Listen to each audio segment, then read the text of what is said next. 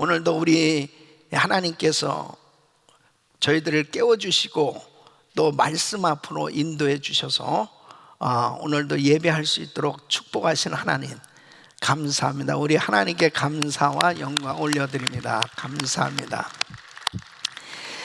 자, 오늘 이 시편 131편은 다윗이 지은 시입니다.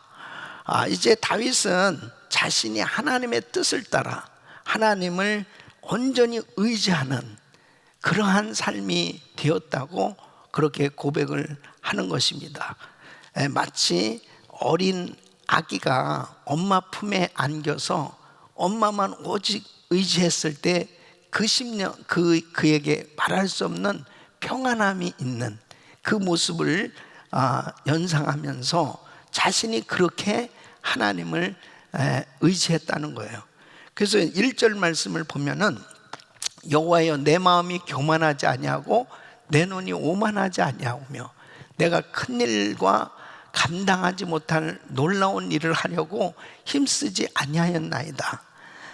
자신이 어떤 교만함으로 큰 일을 이루려고 계획했거나 그런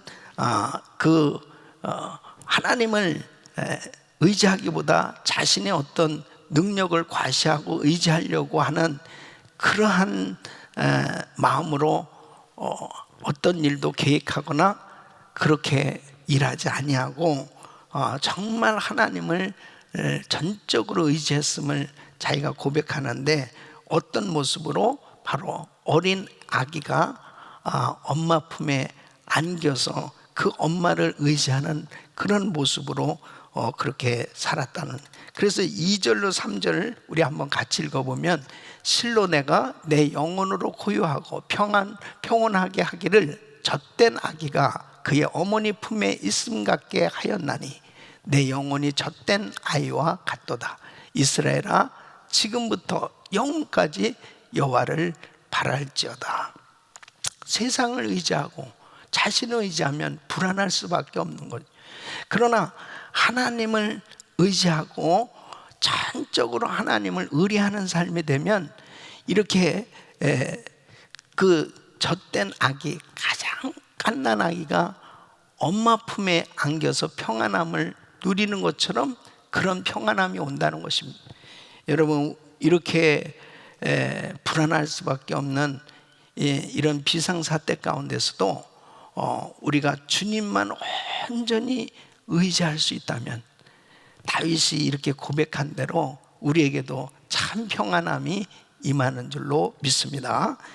자, 시편 132편은 이제 사무엘하 6장에 보면은 다윗이 예루살렘에서 이제 그 왕으로 자신이 가장 먼저 하고자 했던 것은 법궤를 예루살렘 성으로 옮겨오는 거였습니다. 그 배경으로 이제 묘사를 하고 있어요. 그래서 아비나답 집에서 그 법궤를 예루살렘으로 옮겨왔을 때 다윗이 말할 수 없이 기뻐하면서 하나님을 찬양했는데 그렇게 예루살렘으로 모셔오기 전까지의 그의 그 애간절한 마음, 잠도 자지 못하면서 노심초사하면서 어떻게 하면 이 법궤를 예루살렘 성으로 옮겨올 수 있을까? 그래서 1절로 6절까지 보면은 여호와여 다윗을 위하여 그의 모든 겸손을 기억하소서. 그가 여호와께 맹세하며 야곱의 전능자에게 서원하기를 내가 내 장막집에 들어가지 아니하며 내 침상에 오르지 아니하고 내 눈으로 잠들게 하지 아니하며 내 눈꺼풀로 졸게 하지 아니하기를 여호와의 처소 곧 야곱의 전능자의 성막을 발견하기까지 하리라 하였나이다. 우리가 그것이 에브라다에 있다 함을 들었더니 나무밭에서 찾았도다. 그러니까 왜 이렇게 정말 법궤를 예루살렘에 꼭 모셔와야 되느냐? 그 이유가 뭐냐? 정말 하나님 앞에 예배하기 위해서라는 거죠. 그러니까 다윗이 얼마나 정말 하나님을 향해서 그렇게 겸손한 마음으로 그 하나님을 사랑하는 그 표현이 바로 법궤를 예루살렘으로 모셔오고자 그렇게 노력하는, 그냥 적당하게 모셔온 것이 아니고 그의 마음이 탔단 말이에요. 잠을 자지도 못할 만큼 어떻게 하면은 이 법궤를 예루살렘으로 모셔왔어. 그 법궤를 모셔오는 것은 하나님의 임재, 그 하나님 앞에서 예배하고자 하는 그런 마음이 간절했다는 거예요. 그래서 7절 말씀 보면은 우리가 그의 계신 곳으로 들어가서 그의 발등상 앞에서 엎드려 예배하리로다. 예배하기 위해서 이렇게 법궤를 모셔오기를 원했다는 것입니다. 이스라엘의 진정한 왕은 바로 하나님이시기 때문에 바로 하나님을 마치 왕처럼 모셔오는 그런 모습을 그리고 있습니다. 8절로 9절 보면 여호와여 일어나사 주의 권능의 궤와 함께 평안한 곳으로 들어가소서. 주의 제사장들은 의를 옷 입고 주의 성도들은 즐거이 외칠지어다. 그래서 다윗은 이 하나님께서 특별한 언약을 허락해 주시고, 왜요? 이렇게 하나님을 예배하는 다윗에게 하나님께서 이제 영원한 그 왕조를 허락해 주시겠다, 그렇게 약조를 주시는 것이죠. 그래서 10절로 12절 보면은 주의 종 다윗을 위하여 주의 기름 부음 받은 자의 얼굴을 외면하지 마옵소서. 여호와께서 다윗에게 성실히 맹세하셨으니 변하지 아니하실지라 이르시기를 내 몸의 소생을 내 왕위에 둘지라 내 자손이 내 언약과 그들에게 교훈하는 내 증거를 지킬진대 그들의 후손도 영원히 내 왕위에 앉으리라 하셨도다. 그래서 하나님께서 다윗을 기뻐하셔서 이렇게 하나님께서 언약을 맺은 내 위를 경고케 하리라.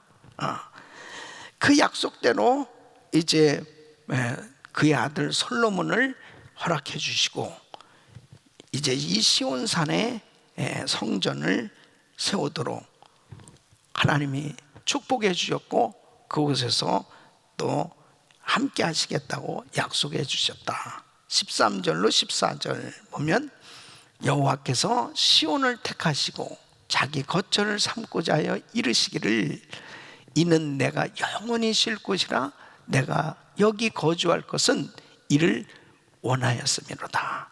그래서 하나님의 뜻 가운데 예루살렘의 성전이 건축되었고, 그리고 이 성전이 있는 이 예루살렘, 그 예루살렘에 사는 이 하나님의 백성들은 그 성전으로 인해서 복을 받게 되었다는 거죠.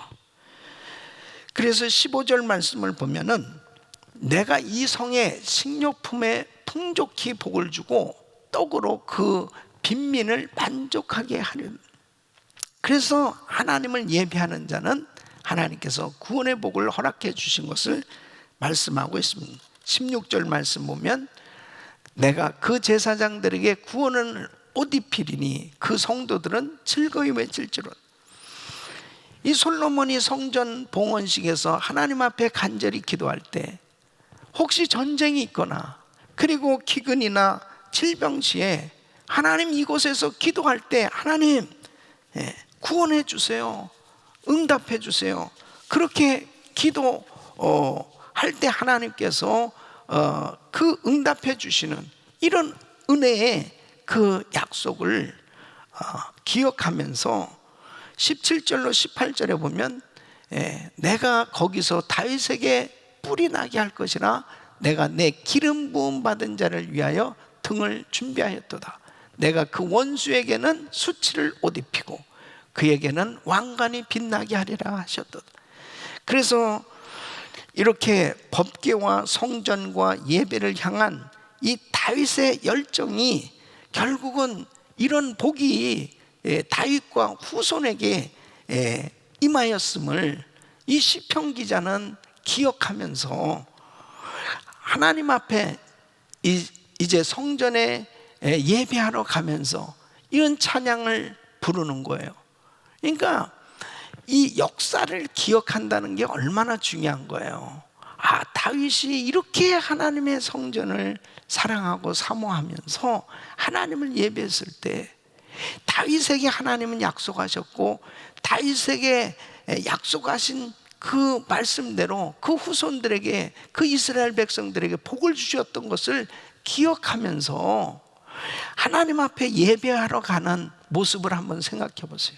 그러니까 우리가 하나님의 말씀을 붙들고 찬양하고 그 말씀을 기억하면서 기도할 때 얼마나 힘을 얻을 수 있어, 얼마나 은혜가 돼요. 그렇잖아요. 그러니까 다윗이 이렇게 하나님을 사랑하고 예배를 사랑했던 것처럼, 성전을 사랑했던 것처럼 우리 사랑하는 성도님들이 오늘 새벽에도 일찍부터 일어나서 정말 예배를 준비하고 오늘도 이렇게 하나님 앞에 예배하는 여러분들은 복을 받으신 거예요. 자, 시편 133편은 이스라엘 사람들이 역시 하나님을 예배하러 어디로 가요? 예루살렘으로 올라가잖아요. 그럴 때 전국에서 이제 절기 때 예루살렘을 향해서 예배를 드리러 갑니다. 많은 사람들이 무리가 줄지어 갈 거 아니에요. 한 목적 때문에, 바로 하나님을 예배하기 위해서 가는 거예요. 그 모습이 얼마나 아름답네. 그것처럼 하나님을 섬기는 한 목적으로 형제들이 함께 같이 주님을 섬기는 그 모습은 너무너무 아름답다는 것입니다. 그래서 1절 말씀 보면 보라, 형제가 연합하여 동거함이 어찌 그리 선하고 아름다. 여러분, 우리가 하나님을 섬기기 위해서 주의 백성들이, 성도들이, 주의 종들이 같이 함께 주님을 섬기는 모습이 최고로 아름다운 거예요. 그러니까 함께 뭘 하느냐가 중요한 거죠. 함께 엉뚱한 일 하는데 그게 아름답겠어요? 가장 아름다운 것은 성도들이 함께 예배 드리는 게 가장 아름다운 겁니다. 함께 찬양 부르고 함께 기도하고 함께 예배할 때 그때가 가장 아름다운 거예요. 여러분, 저도 성도들도 없는데 저 혼자서 설교하는 게 얼마나 힘든지 알아요? 그런데 그래도 이제 성도님들이 같이 함께 모여서 함께 찬양하고 예배드리는 이때가 가장, 하나님이 보실 때도 가장 아름다운 거예요. 그래서 우리 성도님들이 기도 많이 하셔야 됩니다. 예배가 회복되게 하여 주시옵소서. 성전 현장 예배가 회복되게 하여 주시옵소서. 성도들이 이 성전에 그냥 앉을 자리가 없이 그냥 꽉 채워져 가지고 이곳에 다 모여 가지고 그 하나님을 찬양할 때 우리 주님이 얼마나 기뻐하시겠냐고. 또 한 목적으로 성도님들이 주님을 섬기는 그 모습이 너무 귀합니다. 요즘 행복 나눔 프로젝트를 하면서 참 성도님들이 까미하기 역할을 합니다. 막 서로들 음식도 준비하고 선물도 준비하고 귀한 것들 준비해서 같이 함께 나누고 다니는 그 모습들이 얼마나 아름다운지 진짜 감동이에요. 정말 감동이에요. 그 모습이 너무너무 귀하고 아름다운 거예요. 그러니까 우리 교회가 아주 그냥 온통 정말 난리가 났습니다. 각 그룹에서 그냥 서로 나눠주고 서로 섬기는 그런 모습. 형제가 연합하여 동거함이 어찌 그리 선하고 아름다워. 하나님의 일을 하기 위해서 같이 함께 연합하는 것이 가장 아름다워. 연합의 영성이 최고입니다. 자, 이 아름다움을 어떻게 표현했느냐? 다윗은 2절에 보면 자, 머리에 있는 보배로운 기름이 수염 곧 아론의 수염에 흘러서 그의 옷깃까지 내린 것. 그래서 제사장을 기름 부어 세웁니다. 그럴 때 머리에 감람유를 부어요. 그 머리부터 시작해서 이 얼굴로, 그 다음에 수염으로, 그 다음에 옷깃 쫙 밑에까지 발까지 흘러 넘치는 거예요. 하나님의 기름 부으심, 하나님의 은혜가 흘러 넘치고 성령의 충만한 모습을 의미합니다. 바로 이런 은혜가 우리 성도님들에게 임하기를 축원합니다. 그래서 그냥 예배 드릴 때마다 성령의 기름 부으심이 그냥 넘쳐야 돼. 기름 부으심이 충만하게 흘러 넘치셔야 돼. 아멘 한 분에게는 그런 은혜가 임하는 거예요. 그 다음에 3절은 어떻게 표현하고 있습니까? 헐몬의 이슬이 시온의 산들에 내림 같도다. 거기서 여호와께서 복을 명령하셨나니 곧 영생이로다. 이 헐몬산은요 만년설입니다. 그러니까 참 이스라엘이 조그만 나라지만 뭐 유대 광야는 항상 뜨겁죠. 근데 이 헐몬산은 눈이 있단 말이에요. 눈이. 저도 그 헐몬산에 올라가 봤는데요. 그냥 그렇게 밑에서는 뜨거웠는데 거기는 눈바람이 날리는 거예요.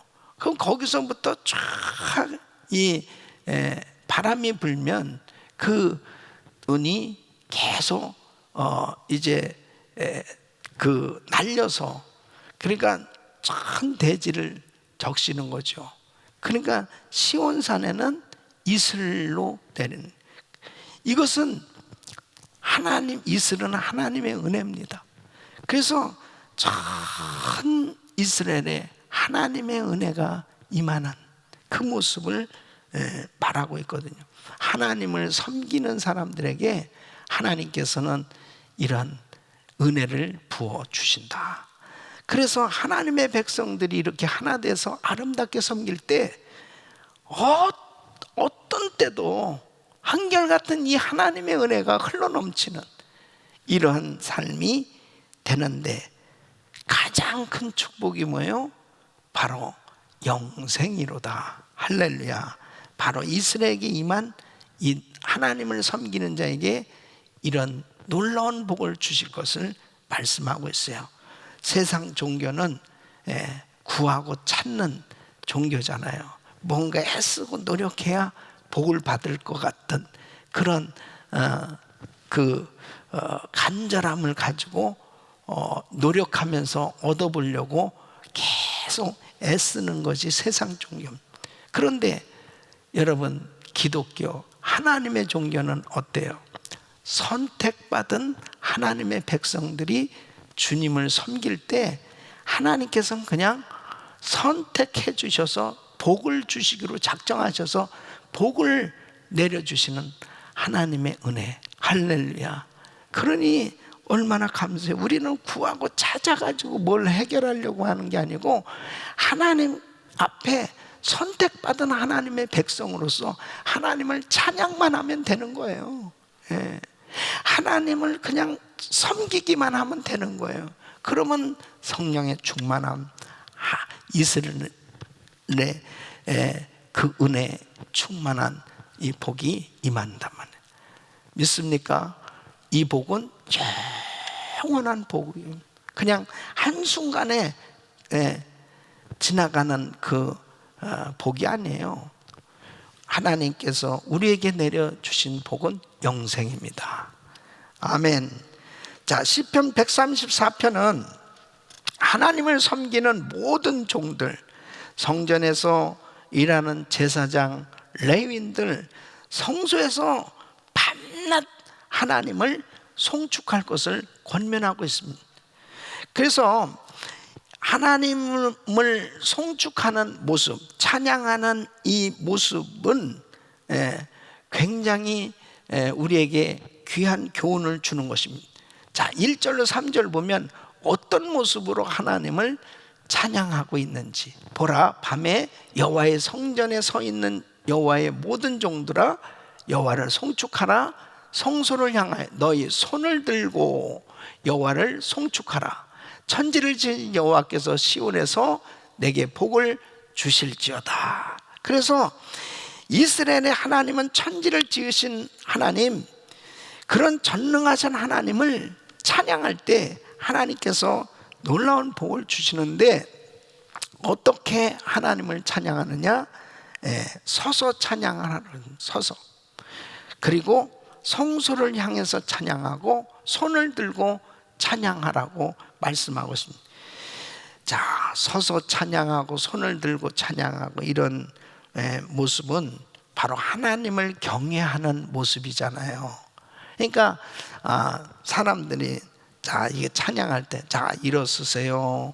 또 자, 손을 들고 뭐 이렇게 찬양 인도자가 했을 때, 찬양 인도자가 말하기 전에 그냥 저절로 막 그 하나님을 향해서 찬양할 때 막 손이 올라가고, 그리고 그 하나님을 향해서 그 마음이 막 드려지는 그 모습이, 그게 믿음의 표현이란 말이에요. 주님을 향한 사랑의 표현인데, 왜 자꾸 일어나라고 그래, 귀찮게. 또 손을 들라고 그러네.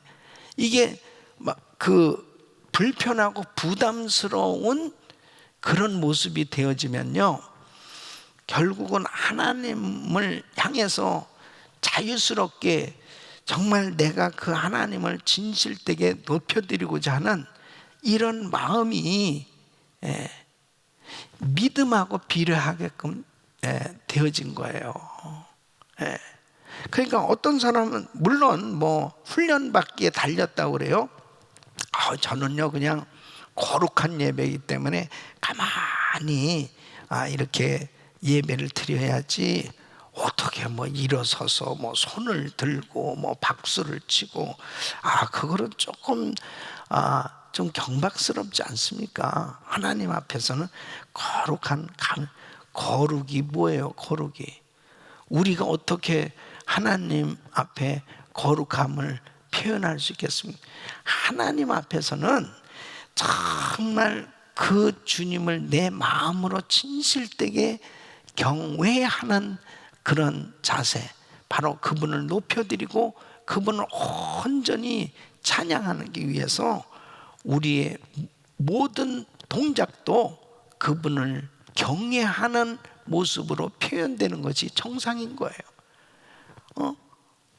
높으신 분이 오시면 일어나야지, 자기가 앉아서 건방지게 오셨어? 이런 사람이 있겠어요?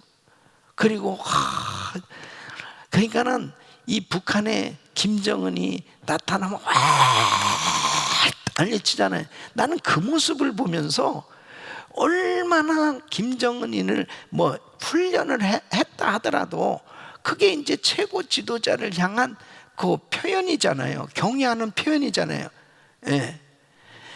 그런데 하나님이 김정은이만도 못하냐 이거예요. 하나님은 천지 만물을 창조하신 위대하신 하나님이신데, 그분을 향해서 우리가 더 정말 최선을 다해서 우리가 그분을 높여드리고 그분을 사랑하고 그분을 정말 사모하는 그 표현을 어떻게 다 표현을 할까?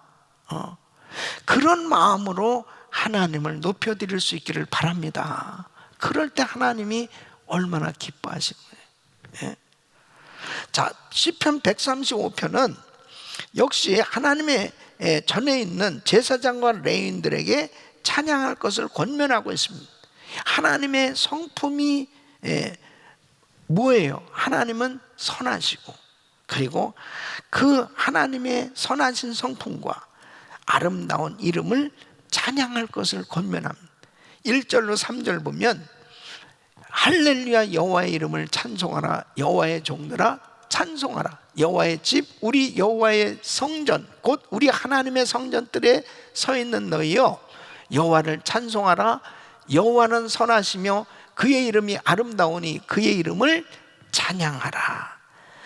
하나님이 이스라엘을 자기의 소유로 택하심을 인해서 찬양하라는 것입니다. 4절 말씀은 여호와께서 자기를 위하여 야곱과 이스라엘을 자기의 특별한 소유로 택하셨으면, 그렇게 위대하신 하나님, 그 위대하신 하나님이 만물을 운행하고 계심을 인해서 찬양하는 5절로 7절 보면, 내가 알거니와 여호와께서는 위대하시며 우리 주는 모든 신들보다 위대하시도다.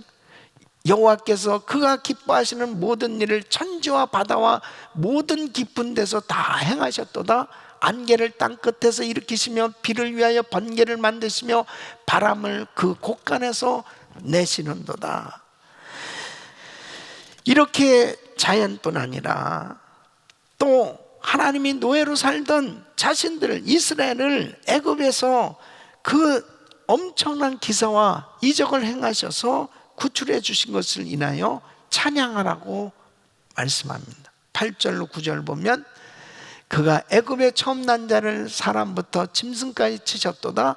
애굽이여, 여호와께서 내게 행한 표적들과 징조들을 바로와 그의 모든 신하들에게 보내셨도다.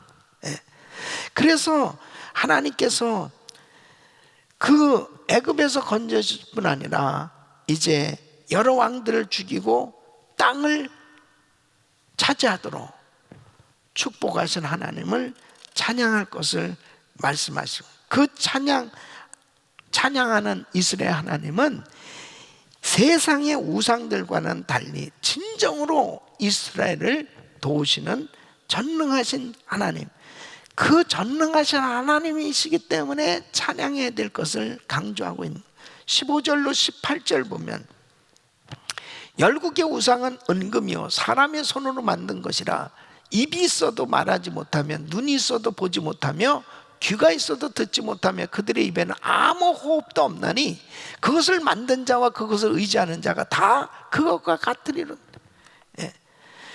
하나님은 모든 이스라엘 아론 족속, 레위 족속, 예루살렘에서 찬양을 받으실 분이다. 그래서 19절로 21절, 이스라엘 족속아 여호와를 송축하라. 아론의 족속아 여호와를 송축하라. 레위 족속아 여호와를 송축하라. 여호와를 경외하는 너희들아 여호와를 송축하라. 예루살렘에 계시는 여호와는 시온에서 찬송을 받으실지어다. 할렐루야. 자, 시편 136편은, 이 시편 기자는 이스라엘의 위대하신 하나님께 감사하라는 거예요. 근데 아주 구체적으로 감사하라고 명령하고 있습니다. 자, 먼저 무엇을 감사해요? 세상에 그와 같으신 신이 없으니 유일하신 하나님이라는 거예요. 자, 1절로 3절을 한번 같이 읽어보겠습니다. 시작. 여호와께 감사하라. 그는 선하시며 그 인자하심이 영원하미로다. 신들 중에 뛰어난 하나님께 감사하라. 그 인자하심이 영원하미로다.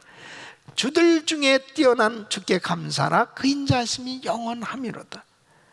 특히 천지 만물을 지으시고 운행하시는 하나님께 감사하라는 것입니다. 또 이스라엘을 애굽에서 기적 같은 그 놀라운 은혜로 구원해 주신 하나님께 감사하라는 것입니다. 또 광야에서 40년 돌보시고 기적적인 역사하심으로 인도하신 하나님께 감사하라는 것입니다. 또 모세를 통해서, 여호수아를 통해서 하나님께서 그 백성들에게 이제 적과 꾸리는 가나안 땅을 주신 하나님께 감사라는 것입니다. 원수들의 그 압제 가운데 괴롭힘을 당할 때 구원해 주신 하나님께 감사라는 것입니다. 그리고 이스라엘과 모든 인류에게 육신의 필요를 채워주시는 하나님께 감사라는. 그래서 25절로 26절 보면, 모든 육체에게 먹을 것을 주신 이에게 감사라. 그 인자하심이 영원하미는. 하늘의 하나님께 감사라. 그 인자하심이 영원하미는. 우리도요 이렇게 매일같이 구체적으로 하나님의 은혜에 감사해야 될 줄로 믿습니다. 그래서 계속 감사하는 그 입술에 하나님께서 복을 주시고 그 감사한 대로 감사하는 삶으로 축복해 주신 줄로 믿습니다. 자, 시편 137편은 바벨론의 포로로 끌려간 유대인들이 당한 수치를 언급하면서 하나님의 심판이 이스라엘의 원수들에게 임할 것을 기도하고 있습니다. 자, 1절로 3절을 한번 읽어보시면 우리가 바벨론의 여러 강변 거기에 앉아서 시온을 기억하며 울었도다. 그 중에 버드나무에 우리가 우리의 수금을 걸었나니 이는 우리를 사로잡은 자가 거기서 우리에게 노래를 청하며 우리를 황폐하게 한 자가 기쁨을 청하고 자기들을 위하여 시온의 노래 중 하나를 노래하라 합니다. 너무 부끄럽고 수치스러운 거예요. 예? 자기들이 정말 하나님을 찬양했던 사람들인데 이게 바벨론의 포로로 잡혀가서는 하나님을 찬양하지 못하고 이게 바벨론을 찬양하라니 너무너무 고통스러운 겁니다. 예? 그럴 수는 없다는 거예요. 그래서 하나님을 섬기는 자신들의 이 정체성을 결코 버리지 않겠다. 4절로 6절 보면 우리가 이방 땅에서 어찌 여호와의 노래를 부를까? 예루살렘아 내가 너를 잊을진대 내 오른손이 그의 재주를 잊을지로다. 내가 예루살렘을 기억하지 아니하거나 내가 가장 즐거워하는 것보다 더 즐거워하지 아니할진대 내 혀가 내 입천양에 붙을지. 여러분, 우리는 아무리 힘들고 어려워도요, 나는 하나님을 믿는 하나님의 백성이고 하나님의 자녀고, 우리 하나님의 자녀들은 철저히 하나님 말씀을 붙들고 하나님 말씀대로 살기를 고집할 때 하나님의 복이 임하는 줄 믿습니다. 자기의 정체성을 놓쳐버리면 안 돼요. 아무리 힘들어도. 그러니까 이렇게 포로로 잡혀가서 고통 가운데 있을 때, 그때 이방 원수들의 흥을 돋구기 위해서 하나님을 찬양해야 될 사람이 거기에 이용당할 수 없다. 하나님, 이 수치스러운 순간을 기억하면서 하나님의 백성들을 괴롭히는 이 자들을 심판해 주세요 하고 기도하고 있습니다. 그러니까 공의로 심판하시는 하나님께서 결국 이렇게 어려운 가운데 신앙을 지켰던 이 백성들을 건져주시고 역사해 주신 줄로 믿습니다. 저는 오늘 여러분과 함께 은혜 나눌 말씀 시편 131편 2절 말씀입니다. 우리 같이 한번 읽어보겠습니다. 시작. 실로 내가 내 영혼으로 고요하고 평온하게 하기를 젖된 아이가 그의 어머니 품에 있음 같게 하였나니 내 영혼이 젖된 아이와 같도다. 다시 한번 시작. 실로 내가 내 영혼으로 고요하고 평온하게 하기를 젖된 아이가 그의 어머니 품에 있음 같게 하였나니 내 영혼이 젖된 아이와 같도다. 지금 다윗이 자기의 그 심령의 상태를 이렇게 표현하고 있는 거거든요. 다윗이 하나님 앞에 얼마나 겸손한 마음을 가지고 있는지, 이 겸손한 마음을 가졌을 때 하나님이 그에게 평안함을 주셨다는 거예요.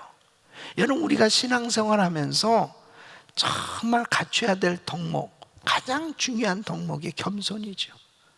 이 겸손할 때 하나님께서 그 심령에 평안함을 주시거든요.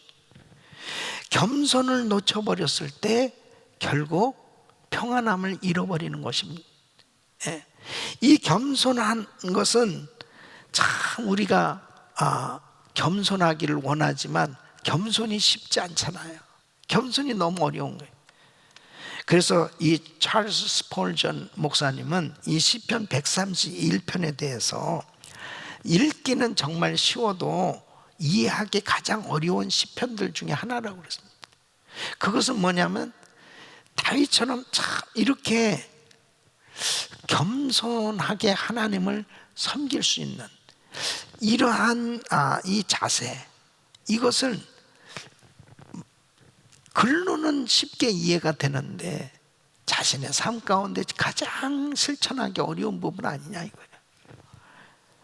그러면 다윗은 이런 겸손의 마음을 가졌을 때 그 엄청난 시험과 환난 속에서도 평안함을 누릴 수 있었는데 자, 그렇다면 우리 역시 이런 겸손을 통해서 이 평안함을 얻어야 된단 말이에요. 그럼 어떻게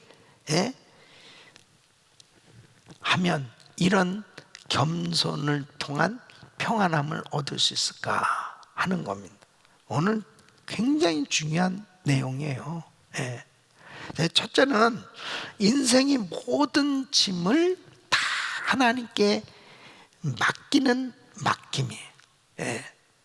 다 하나님께 맡기는데, 하나님께 맡기는 맡김이, 그게 겸손. 다윗은 자신이 어머니 품에 안긴 젖먹이에 비유하고 있어요. 여러분, 젖먹이 어린아기는 자기를 낳으신 그 어머니에게 그냥 모든 게 맡긴 거잖아요. 그러니까 아기가 자기가 맡기려고 해서 맡긴 게 아니죠. 그냥 내추럴하게 그냥 엄마 품에 그냥 맡겨져 있는 상태잖아요. 이 아기는 나는 엄마 의지하지 않으면 나 살 수 없어, 뭐 그래가지고 그 엄마 품에 안겨 있는 게 아니고 그냥 엄마 품에 맡겨져 있는 상태잖아요. 엄마가 그냥 엄마 품에만 있으면 그냥 시간 되면 먹여주시고 돌봐주시고 보호해주시오.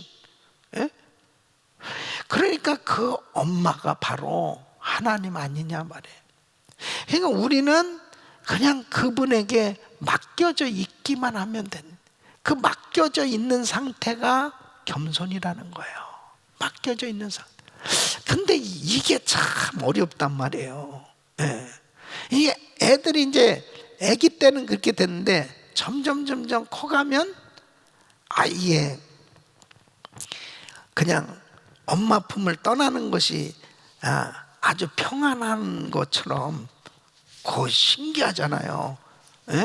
근데 세상이 얼마나 불안합니까?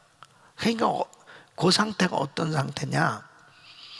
인간은 에덴 동산이 원래 하나님이 가장 평안하도록 만들어준 축복의 동산이었습니다.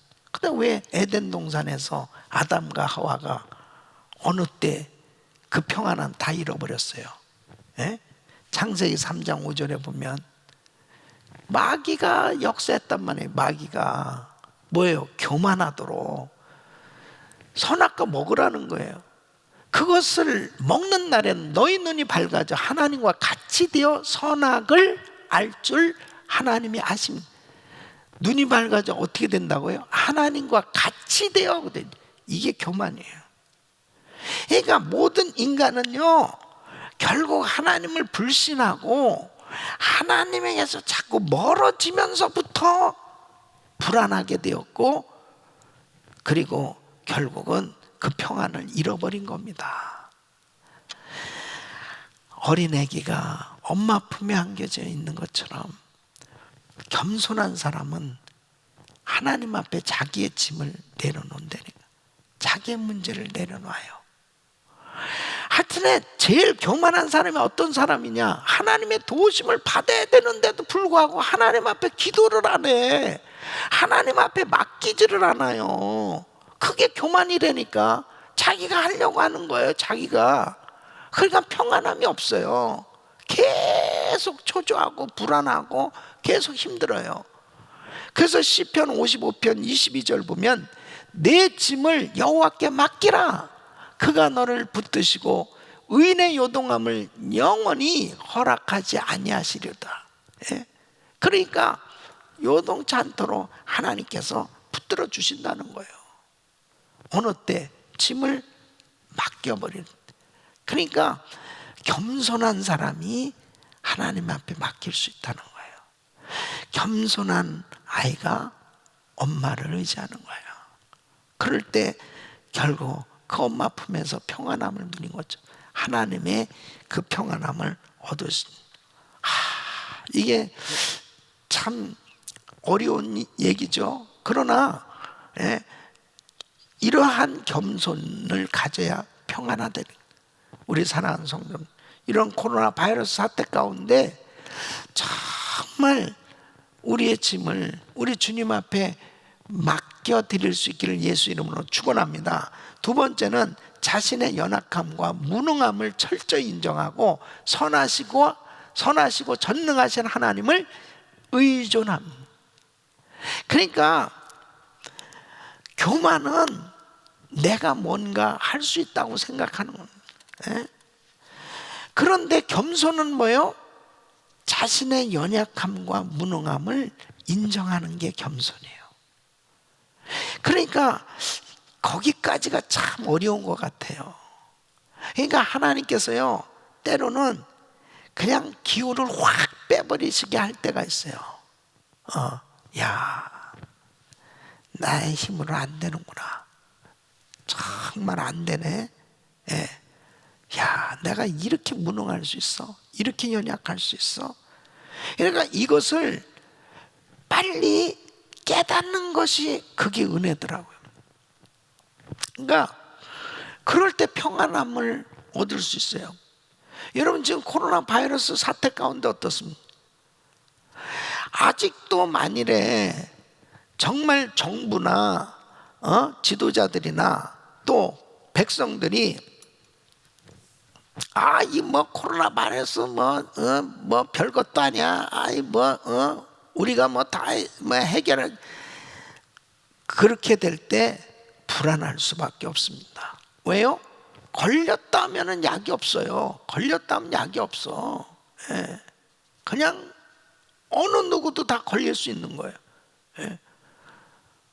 그러니까 그렇게 되어졌을 때, 야, 진짜 속수무책이구나. 아무것도 아니구나. 우리가 아무것도 아니구나. 그러다 하나님만을 의지하고 바라잖아요. 여러분 마태복음 11장 28절만, 수고하고 무거운 짐자들아 다 내게로 오라. 내가 너희를 쉬게 하리라. 그러니까 어떤 사람이 우리 주님 앞에 나갈 수 있냐고요. 내 힘으로 안 돼요. 나는 무능해요. 나는 연약해요. 겸손한 사람이 주님 앞에 나갈 수 있는 거예요. 어떤 사람이 기도합니까? 내 힘으로 안 된다고 생각한 사람이 기도하는 거예요. 그러니까 저는 아주 그냥 매일같이 발발 깁니다. 하나님 앞에. 하나님 앞에. 이번에도 이 100일 비상기도회를 선포한 이유도 그거예요. 이 문제는 우리 힘으로 해결할 수 없는 문제구나. 왜 100일 릴레이 금식 기도를 선포했겠어요? 금식이라고 하는 건 제일 마지막에 하는 겁니다. 왜 100일 릴레이 금식 기도를 선포해요? 야, 이 코로나 바이러스 우리 힘으로 안 되는 일이구나. 그거 깨달았어요. 그래서 하나님 앞에 엎드리는. 그 다음에 여러분 생각해 보세요. 교회가 2주가 넘게 이렇게 다 폐쇄가 되고 예배를 드리는데, 우리가 선교해줘 교회 모든 운영, 모든 사역들 다 되어져 가야 되는데 무엇을 교회가 할 수 있단 말입니까? 한경 목사가 무슨 힘으로 이 교회를 이끌어갈 수 있단 말입니다. 무능해요. 연약해요. 아무것도 아니에요. 그러니까 그냥 아버지 아시옵소서. 아버지 앞에만. 그러니까 내가 얼마나 여러분 평안해 보이죠? 항상 이렇게 평안한, 이런 가운데 평안할 수 있는 게 뭔지 알아요? 내가 뭘 할 수 있어요. 내가 뭘 할 수 있다고 그러면 맨날 불안해서 어떻게 목회하겠어요? 어떻게 불안해가지고 초조해서 어떻게 살겠어요? 하나님 앞에 다 맡기는 거예요. 할렐루야. 여러분의 사업장도, 여러분의 자녀들도, 여러분들의 모든 것을 하나님 앞에 맡길 수 있기를 예수 이름으로 축원합니다. 겸손한 사람만이 하나님 살려주세요. 하나님 도와주세요. 내 힘으로 할 수 없어요. 주님. 그 하나님 앞에 자기의 연약함, 부족함을, 무능함을 철저히 고백하는 것이, 하나님 앞에서도 자존심을 세우니까 이게 문제죠. 하나님 앞에서 자존심 세우는 사람은 교만한 사람이요. 그러니까 맨날 불안한 거예요. 맨날 초조한 거예요. 맨날 불평불만만 하고 살 수밖에 없어요. 그런데요, 우리 인간의 현주소를 알아야 돼. 내가 뭡니까? 아무것도 아니에요. 예? 아무것도 아닌 거예요. 애기. 그래서 다윗은 자기가 애기라는 거예요. 애기. 그냥 나는 애기입니다. 다윗이 얼마나 용맹스러운 용사입니까? 장군님, 자기 애기래. 예. 이게 겸손이라는 거죠. 너무 신앙생활 처음에 잘할 때 뭐예요? 은혜 받으면 애기 같잖아요. 그 조금만 신앙생활 이제 조금 되잖아요. 그럼 벌써 어른이 돼 있는 거예요. 벌써 목을 딱 들고 뭐 이래야 되는 거.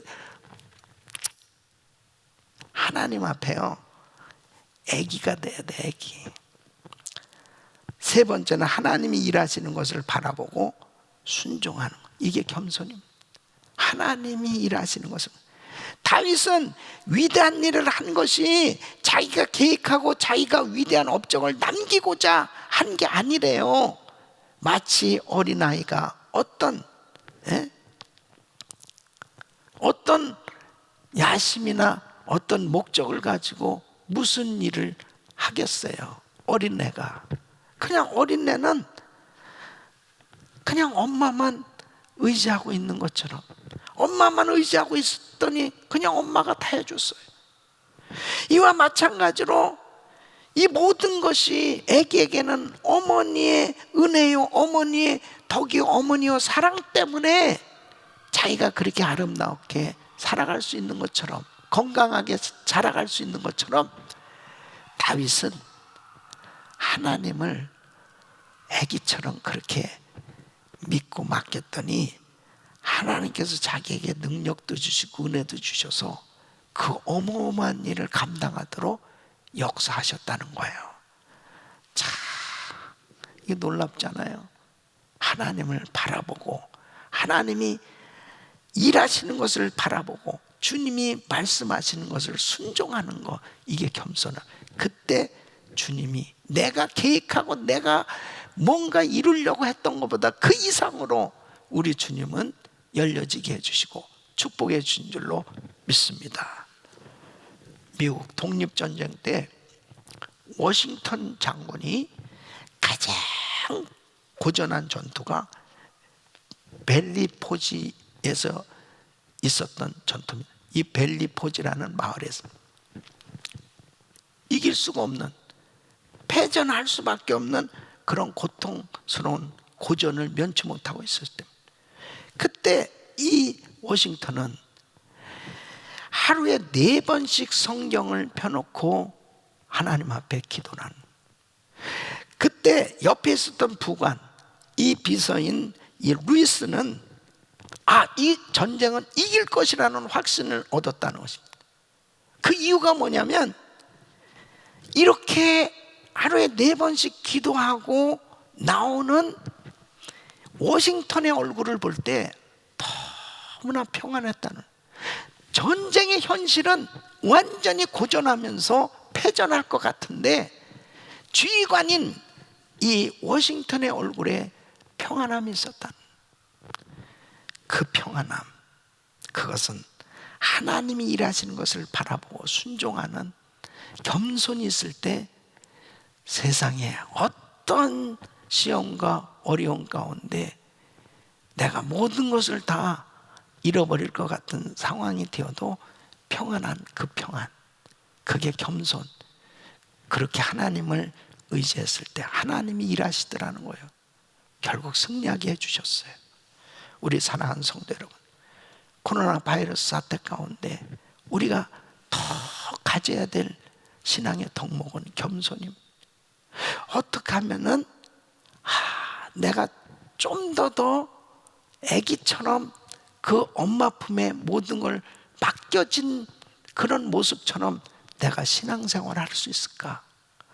내가 좀 더 철저히 내 자신을 부인하고 하나님을 더 의지할 수 있는 이런 신앙으로 그리고 하나님 말씀에 순종되어지는 이런 겸손의 신앙으로 승리하시기를 예수 이름으로 축원합니다. 어떤 상황 속에도 평안함이 있는 것이 응답이요, 평안함이 있는 것이 은혜예요. 평안함이 있어야 하나님이 기뻐하시는 신앙입니다.